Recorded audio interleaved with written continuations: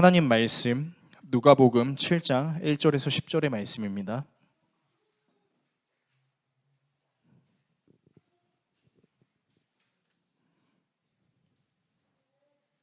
신약 성경 100페이지 정도에 있습니다.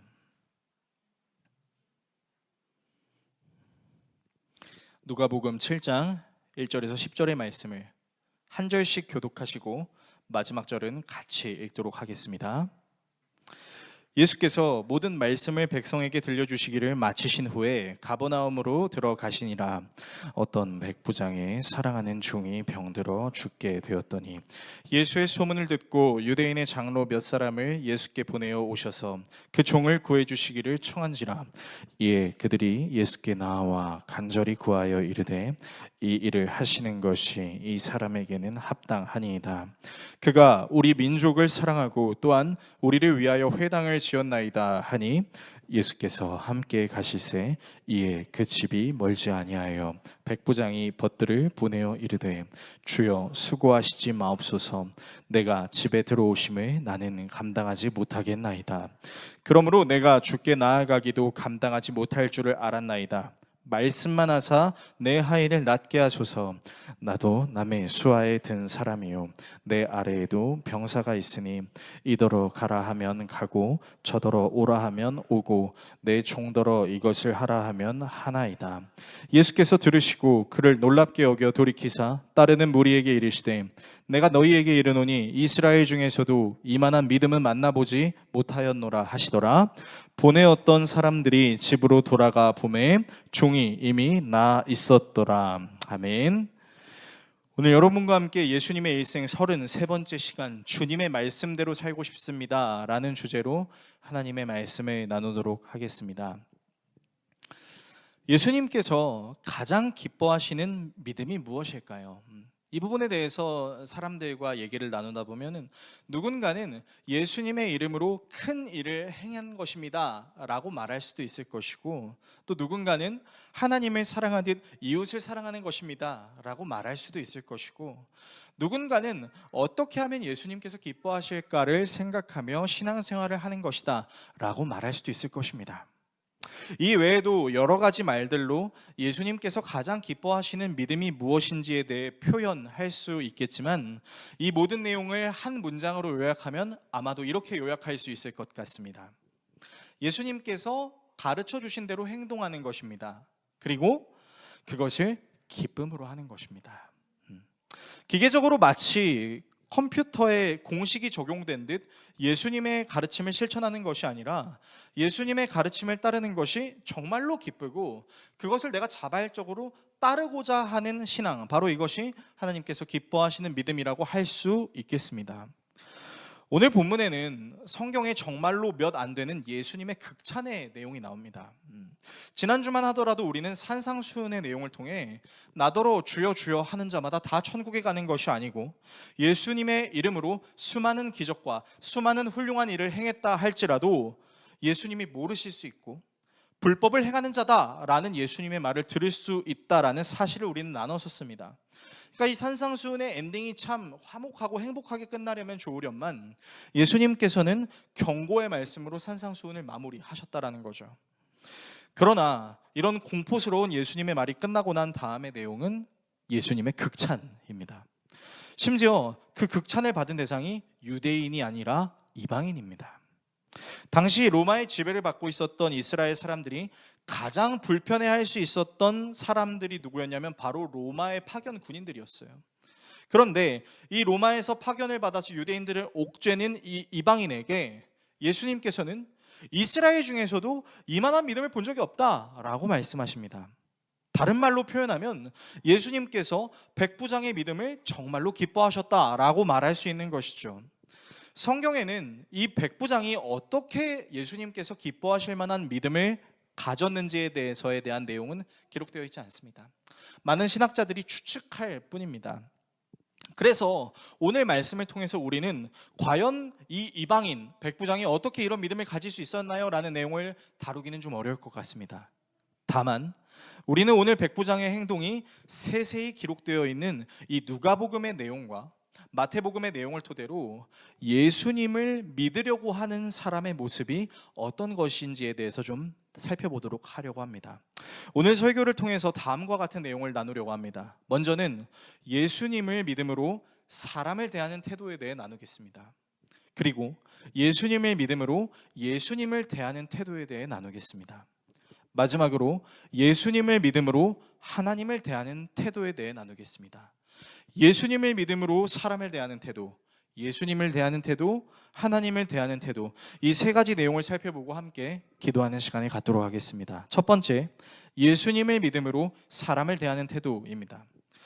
예수님께서 산에서 설교를 마치신 후에 가버나움이라는 동네로 들어가시는데요. 여러분, 이 가버나움이라는 도시는 예수님께서 정말로 많은 기적을 행한 도시임과 동시에 소돔보다도 악한 도시였습니다.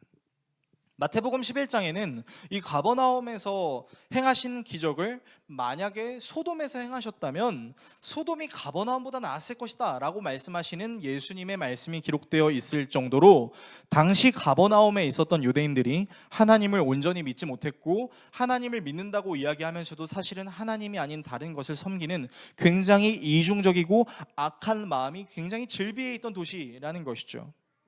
자, 그런데 이 가버나움에서 한 가지 슬픈 일이 일어나고 있었습니다. 그것이 무슨 일이냐면 어떤 백부장의 사랑하는 종이 중풍병에 들어서 죽을 위기에 처하게 된 거예요. 자, 마태복음에서는 이 병을 중풍병이라고 이야기하는데 중풍병을 오늘식으로 말씀드리자면 뇌졸중입니다. 그러니까 뇌졸중에 걸리게 되면 어떻게 됩니까? 이 뇌혈관이 수축해가지고 팡 터지는 느낌이 들기도 하고 또 그것 때문에 사람이 순식간에 반신불수가 되거나 말을 하지 못하거나 심지어는 그 생명을 잃어버릴 정도의 아주 커다란 위기인 것이죠. 순식간에 반신불수가 될 수 있고 심각하게는 사람의 생명도 앗아갈 수 있는 이 심각한 병에 걸린 종을 백부장이 매우 안타까워합니다. 그래서 백부장이 이 종을 위해서 무엇을 행하는지를 우리가 좀 말씀을 통해서 살펴보려고 하는데요. 본문 2절에서 5절 말씀을 화면을 통해서 같이 읽도록 하겠습니다. 어떤 백부장의 종이 병들어 거의 죽게 되었는데 그는 주인에게 소중한 종이었다. 그 백부장이 예수의 소문을 듣고 유대 사람들의 장로들을 예수께로 보내어 그에게 청하기를 와서 자기 종을 낫게 해달라고 하였다. 그들이 예수께로 와서 간곡히 탄원하기를 그는 선생님에게서 은혜를 받을 만한 사람입니다. 그는 우리 민족을 사랑하는 사람이고 우리에게 회당을 지어주었습니다 하였다. 자, 여러분 말씀해 보시면요, 이 백부장이 자신의 종이 낫기를 간절히 원하고 있었어요. 어떻게 하면 나의 종이 나을 수 있을까? 이 뇌졸중으로부터 자유할 수 있을까 고민하던 차에 예수의 소문을 들은 겁니다. 그래서 유대인들의 장로들에게 청하는 거죠. 그 예수라는 존재가 제 종의 이 병을 치료할 수 있도록 좀 청원하여 주십시오. 그래서 이 유대 장로들이 백부장의 부탁을 그냥 들어주는 게 아니라 예수님께 가서 어떻게 얘기하냐면 간곡하게 탄원합니다. 제발 좀 들어달라고 얘기하는 거죠. 자, 그런데 매우 놀랍게도 지금 이 문장에는 두 가지 평범하지 않은 대단한 사실이 숨겨져 있습니다. 먼저 백부장과 뇌졸중에 걸린 종의 관계를 좀 살펴볼게요. 여러분이 가지고 계신 개역개정이라는 성경에는 그 2절 말씀에 사랑하는 종이라고 표현이 되어 있을 겁니다. 원어로 살펴보면 매우 신뢰하여 신임하다라는 뜻을 가지고 있는데요. 이 내용을 문자적으로 해석해서 주인이 종, 같은 성별의 남자가 남자를 사랑했다. 여러분, 하나님도 동성애를 옹호해요라고 말하는 정말 이상한 소리를 하는 이단들이 있는데 여러분 착각하지 않으셔도 됩니다. 이 말씀은 그런 말씀이 아니에요. 자, 어쨌든 지금 주인이 종의 병을 보고 매우 간절한 마음으로 예수님을 찾아서 예수님이 자신의 종의 병을 고쳐주길 바라고 있다는 것인데, 자, 이게 왜 놀라운 사실이냐면 여러분, 당시 종들에게는 이게 없었어요. 무엇이 없었냐면 인권이라는 게 없었습니다. 당시 종에게는요, 인격이라는 것이 존재하지 않았어요. 어떤 존재였냐면요, 자, 예를 들어서 제가 여러분들의 종이라고, 제가 차마 여러분들을 예시를 못 들겠는데 이제 여러분이 저라는 종을 데리고 있는 겁니다. 예를 들어서 이제 이혜경 집사님이 저라는 종을 데리고 있어요. 그럼 저를 데리고 이제 거리에 나가요. 자, 재성이 팔아요. 자, 재성이 하나에 500만 원 팝니다. 이렇게 막 하는 거예요. 그러니까 사람의 대우를 못 받는 거죠. 그저 사고 팔 수 있는 소유물에 불과했고, 이 소유물이 건강을 잃거나 쓸모가 없어진다고 생각하면 종들을 버리기도 했습니다. 이 종들을 낫게 하기 위해서 수많은 돈을 쓰는 것을 아깝다고 생각하는 사람들의 생각이 굉장히 즐비했다라는 거죠. 자, 그런데 한낱 소유물에 불과한 이 종을 위해서 사람들에게 간청하고 어떻게든 자신의 종이 회복될 수만 있다면 무엇이든 하겠다라는 이 백부장의 모습은요, 종을 소유물로 대하는 게 아니에요. 자신의 사랑을 쏟아야 하는 한 인격체로 생각을 하고 있는 것이죠. 또한 이런 백부장의 안타까움을 유대 장로들이 예수께 찾아와서 간청을 하고 있다는 사실은요, 여러분 지금 이 모습이 어떤 모습이냐면 마치 원숭이가 강아지를 위해 노력했다라는 말이랑 똑같아요. 여러분은 속담 중에, 사자성어 중에 견원지간이라는 그런 내용을 아실 겁니다. 원숭이와 강아지는 절대로 친하게 지낼 수 없다.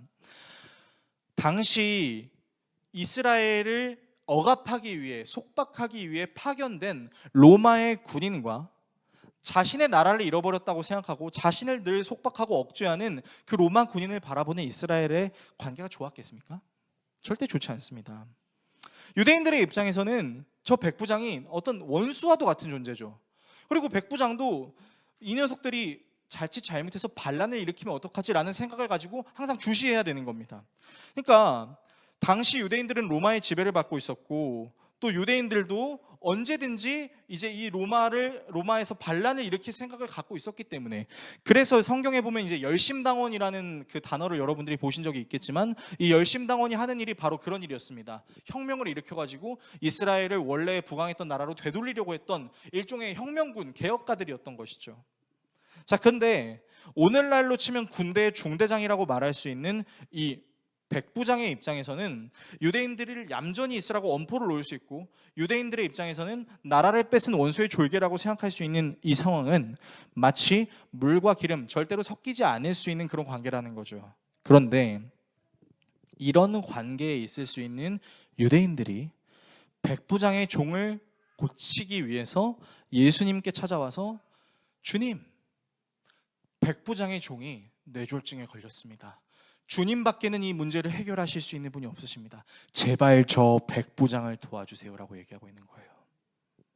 그리고 예수님께 은혜를 받을 만한 사람입니다 라고 주장하는 이유에 대해서 그 백부장이 유대인들을 진정으로 사랑하고 유대인들이 예배할 수 있는 회당을 지어줬다라고 말하고 있습니다. 자, 백부장이 왜 유대인들이 예배를 드릴 수 있도록 회당을 지었는지에 대해서 성경은 명확하게 이야기하고 있지 않아요. 그러나 그가 유대인들을 위해서 회당을 지어줬다라는 것은 다른 측면으로는 그는 유대인들이 예배하는 하나님이라는 존재에 대해 매우 관심이 있었다. 그리고 일개 포로와 같은 유대인들을 하찮게 볼 수 있었음에도 불구하고 하나님을 섬기는 사람들을 위해 자신이 할 수 있는, 자신이 해줄 수 있는 것을 최대한 해주려고 하는 사람이다라는 것을 우리는 알 수 있죠. 그러니까 정리하면 이 백부장이라는 사람은요, 하나님에 대해 관심이 있었고 하나님께서 베푸시는 사랑에 관심이 있는 사람임에 틀림이 없었던 것이죠. 그가 유대인을 대하는 태도, 그가 자신의 종을 대하는 태도에서 하나님이 사람을 사랑하시는 장면이 고스란히 등장하고 있기 때문입니다. 그러니까 예수님께서 마태복음에서는 그래 내가 치료해 줄게 라는 그런 표현이 있습니다. 왜 예수님께서 그렇게 말씀해 주셨을까요?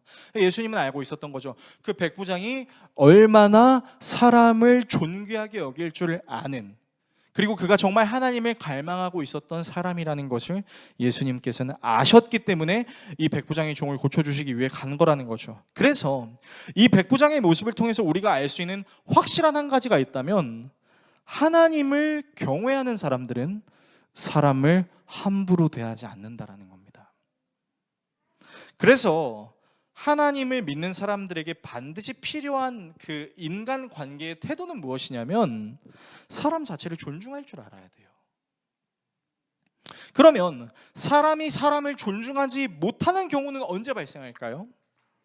여러분, 그건 굉장히 간단합니다. 언제 이런 상황이 발생하냐면 상대방을 자신보다 하등하게 여기거나 자신이 상대방보다 매우 우월한 위치에 있다라고 생각하는 그 순간 우리는 그 사람을 온전한 인격체로 대할 수 없게 돼요. 이런 생각을 가지고 사람을 대하면 우리는 매우 폭력적으로 사람을 대할 수 있고, 놀랍게도 이런 태도가 하나님을 믿는다고 입술로 고백하는 사람들에게도 어렵지 않게 일어날 수 있다는 겁니다. 제가 내부 고발을 하나 하도록 하겠습니다. 제가 이제 신대원에서 이제 열심히 이제 그 목회학 석사 과정 공부를 하고 있었을 때 일인데요. 정확히 제 눈으로 살펴봤어요. 이제 거기서는 이제 신대원생들을 이제 속칭 전도사님이라고 이야기합니다. 뭐 사역을 하든 안 하든 하나님의 부름을 받은 자라는 존중의 의미를 담아서 전도사님 이렇게 호칭을 해요. 근데 한 전도사님이 이제 매점에 가가지고 자기가 먹고 싶은 물건을 이제 고르는 겁니다. 그리고 너무 충격적인 모습을 봤어요. 어떤 모습이냐면, 자, 이게 물건이잖아요. 물건을 딱 가지고 매대에 가서 어떻게 하냐면 던지는 겁니다. 제가 진짜 깜짝 놀랐습니다. 그리고 그 포스기를 찍으시는 그 알바생 분도 깜짝 놀랐어요. 아니, 그냥 물건을 내려놓으면 되잖아요. 왜 던져야 되는 거죠? 보니까 좀 기분이 나쁜 일이 있었나 봐요. 표정이 안 좋아요. 근데 그건 자기 사정이잖아요. 왜 그래야 되는 거죠? 또 한 번은 이런 일이 있었습니다. 아침 식사를 하고 싶어서 이제 그 군의 식당을 가고 있었는데 영양사분이 막 울고 있었어요.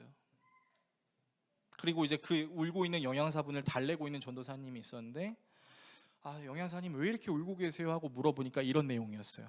그날 하필이면 그 카드 단말기가 고장이 나서 카드 결제를 할 수가 없는 상황이었습니다. 그래서 이제 현금으로 식권을 이제 배부해주고 있었는데 어떤 전도사님이 지갑에 현금이 없었나 봐요. 그래서 이제 카드를 들고 온 거예요.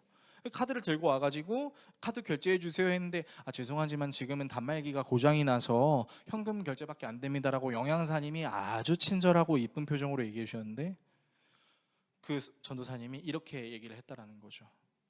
카드 단말기가 고장난 건 영양사님 책임 아닌가요? 어떻게든 이 단말기를 고쳐 오시든지 다른 단말기를 갖고 오셔서 제 카드로 결제할 수 있게 해주세요. 저 현금 없어요. 저 때문에 영양사님 때문에 제가 식사를 못하면 책임지실 거예요 라고 얘기를 했다는 거예요. 여러분, 놀랍게도 이런 일이 정말로 일어납니다.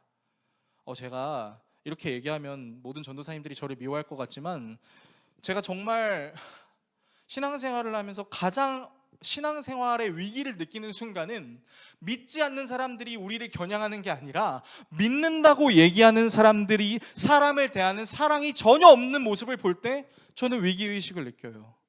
그리고 더 무서운 거는 이게 저 자신에게도 일어날 수 있다는 겁니다. 그래서 총신대학교 교훈에는 5가지 교훈이 있어요. 신자가 되라, 학자가 되라, 성자가 되라, 전도자가 되라, 목회자가 되라, 이런 5가지 교훈이 있어요. 근데 저는 총장님께 건의하고 싶습니다. 0번을 더해서 인간이 되라.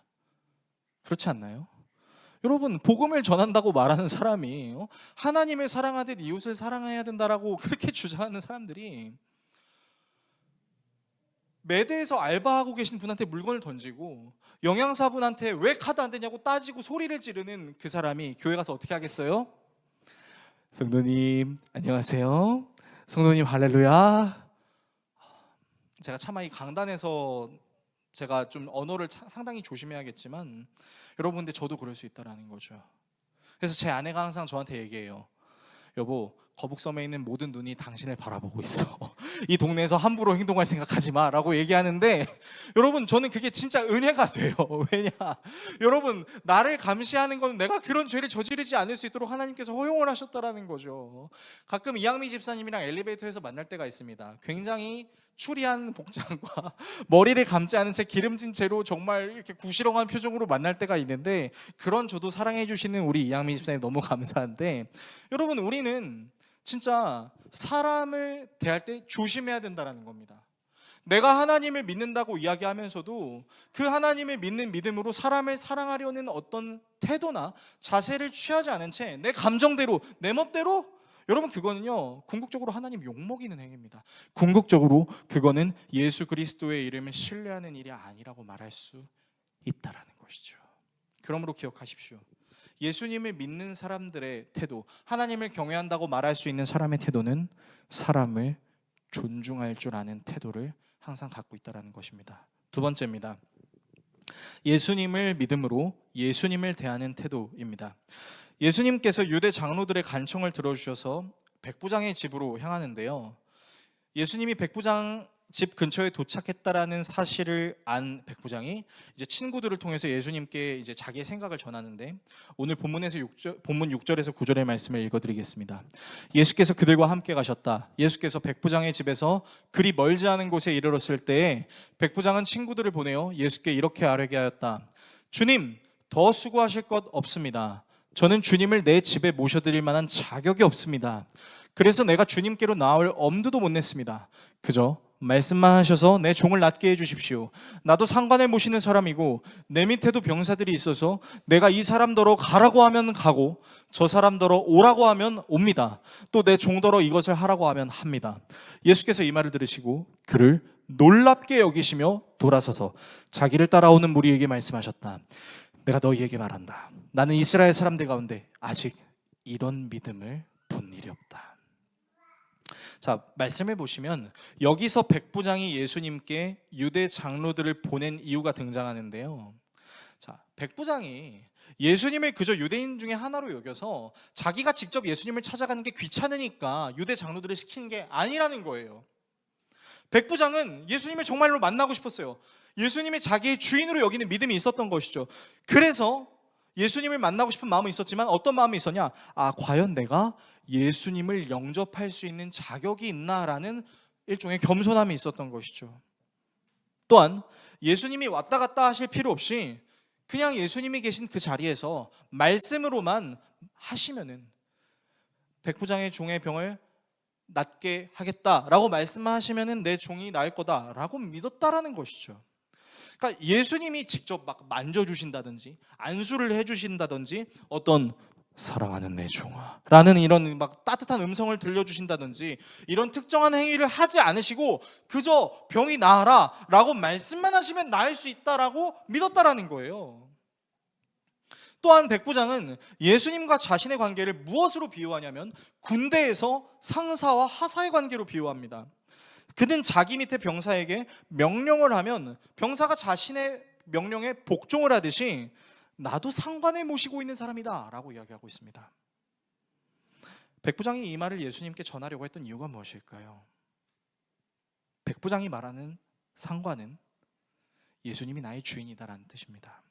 그는 예수님이 말씀만 하시면 무엇이든 행동할 준비가 되어 있다라고 말하는 것이죠. 자신의 모든 것이 예수님 안에 있음을 인정하고 예수님의 말씀이 전적으로 옳아요 라고 말하고 있는 것이죠. 게다가 백부장은 자신과 예수님의 관계를 이렇게 정의하지만은 않습니다. 8절의 문장의 서두를 보시면 나도 라는 문장이 있는데 영어 성경으로는 이것을 also, 또한이라고 번역하고 있습니다. 그러니까 백부장은 모든 사람이 예수님을 주인으로 섬겨야 하는 것처럼 나 자신 또한 예수님을 주인으로 섬길 뿐입니다 라고 말하고 있다는 거예요. 그러니까 백부장에게 있어 예수님은 단순히 내 어려운 문제를 해결해 줄 수 있는 그냥 케어의 수준을 넘어서서 모든 사람을 전능한 능력으로 다스리실 수 있는 존재다라고 인정하고 있는 것이죠. 백부장은 예수님이 말씀하시면 무엇이든 된다고 생각하는 그 믿음. 예수님은 자기 자신만을 다스리시는 존재가 아니라 모든 사람을 다스리실 수 있는 존재라는 사실을 고백하고 있고, 이런 백부장의 고백이 저의 알량하고 안타까운 믿음을 크게 강타했습니다.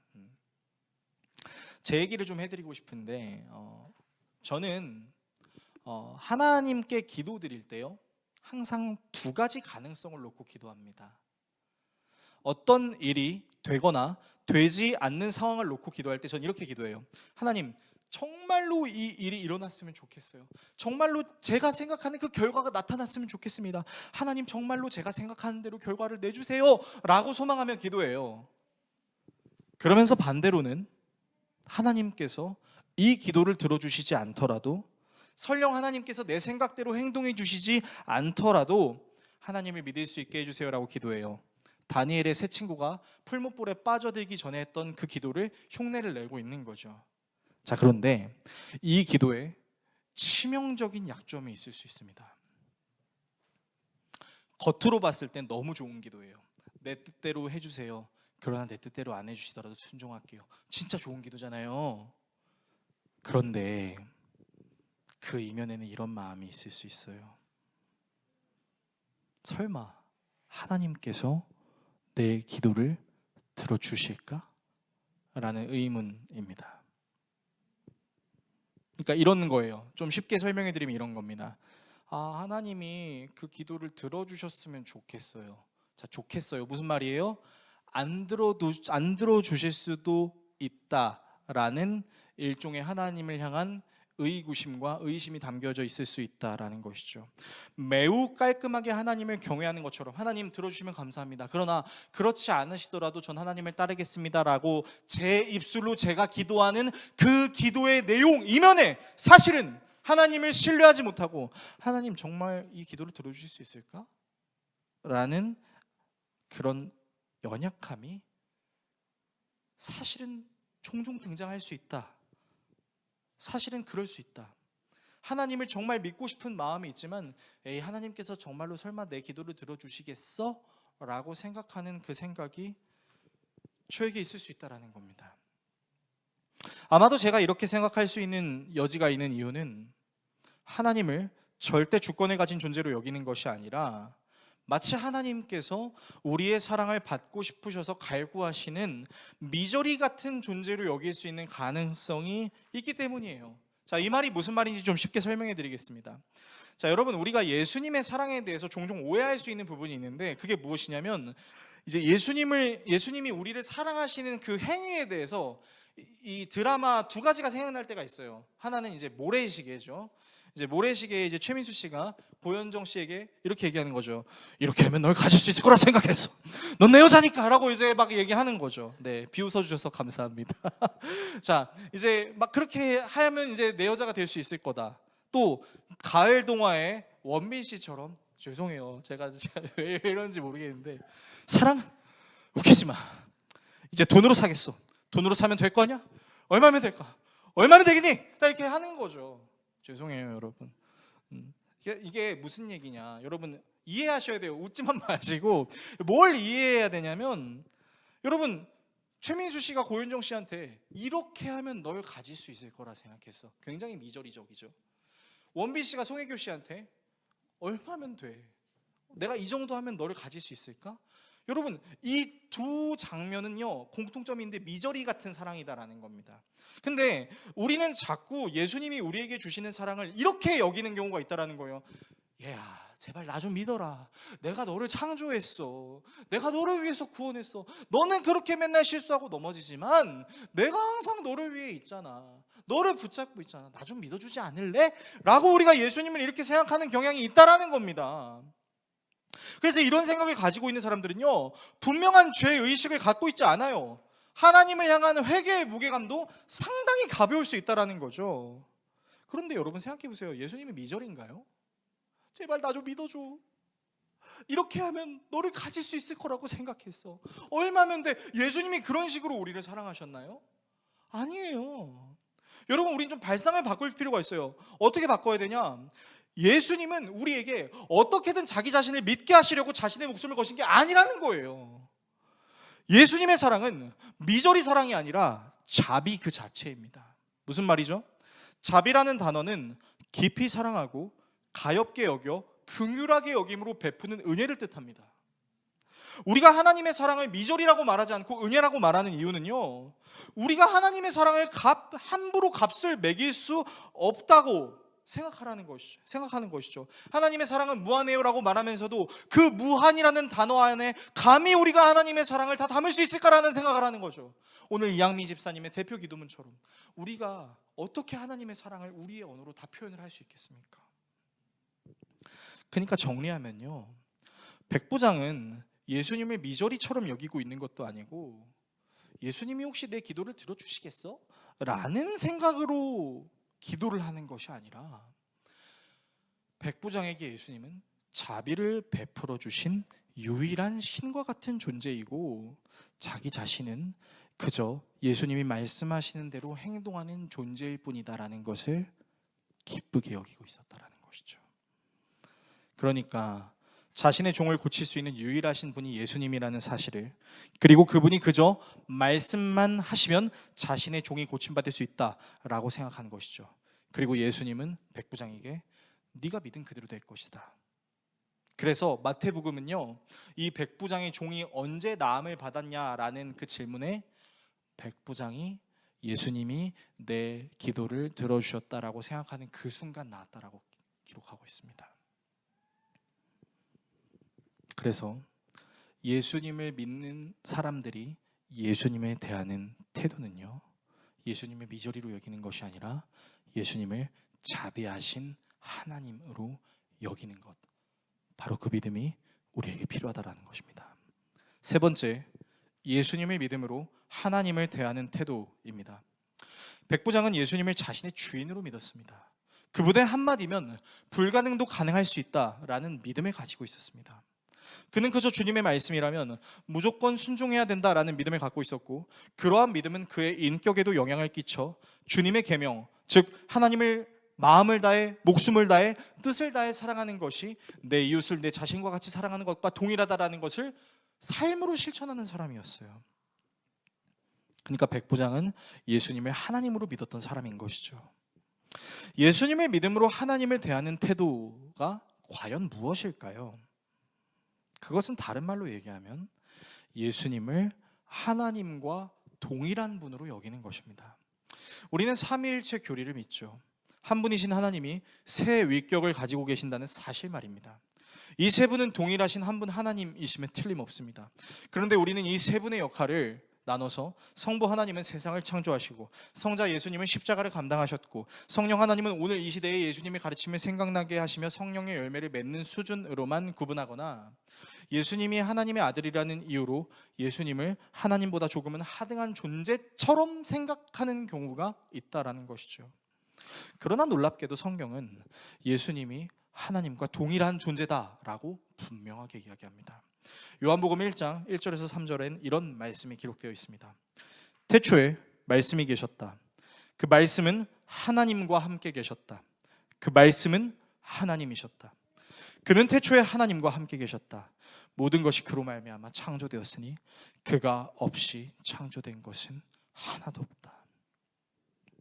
여러분, 이 말씀이 무슨 말씀이죠? 예수님이 세상을 창조하셨다라는 말씀과 동일한 말씀입니다. 여러분, 예수님을 믿는다는 것은 다른 말로 예수님이 하나님과 동일한 존재라는 사실을 믿는다라는 겁니다. 그리고 이 말을 다른 말로 바꾸어 말씀드리면 예수님을 알아야만 하나님을 알 수 있다라는 것이죠. 그래서 우리 교회의 궁극적인 핵심 말씀과 같이 길이고 진리고 생명이신 예수님을 통해서만 우리는 하나님을 알 수 있다라는 것이죠. 그래서요, 우리가 신앙생활을 잘하고 싶은 욕구, 하나님 더 알고 싶어요, 하나님 누구신지 우리에게 알려주세요 라고 우리가 하나님께 질문할 때 하나님께서 우리에게 대답하시는 것은 하나라는 거죠. 네가 예수를 알면 된다. 네가 예수를 통해서 나를 알 수 있다라고 하는 거죠. 그래서 우리의 신앙에 가장 고귀하며 가장 우리가 추구해야 될 가치가 있다라는 것은요, 바로 예수님을 아는 것입니다. 예수의 이름으로 대단한 행위를 하는 것 좋습니다. 예수의 이름으로 남들이 하지 못하는 것을 하는 거 좋습니다. 예수의 이름으로 정말로 힘들었던 나의 상황과 환경이 역전되었습니다. 좋습니다. 다 하나님의 은혜 맞습니다. 그러나 이 모든 것의 궁극적인 원인은 예수가 누구인지를 아는 것입니다. 그래서 그 예수가 누구인지를 아는 사람들은 정말로 밭에 감추인 보화를 찾아서 그 밭을 사기 위해서 집 팔고 냉장고 팔고 땅 팔고 다 팔아서 기어이 그 밭을 사려고 했던 사람의 모습과 같이 이 예수를 위해서 내 인생을 던져도 아깝지 않으리라고 결심했던 그 사도적 믿음의 전승과 같이 이어져 왔고, 그것들이 오늘에 이르러 우리에게 예수 그리스도의 이름을 증거하고 있다는 것이죠. 그래서요, 여러분, 우리의 예배는요, 예수의 이름을 통해서 뭔가를 해내려고 하는 것이 아니라는 거예요.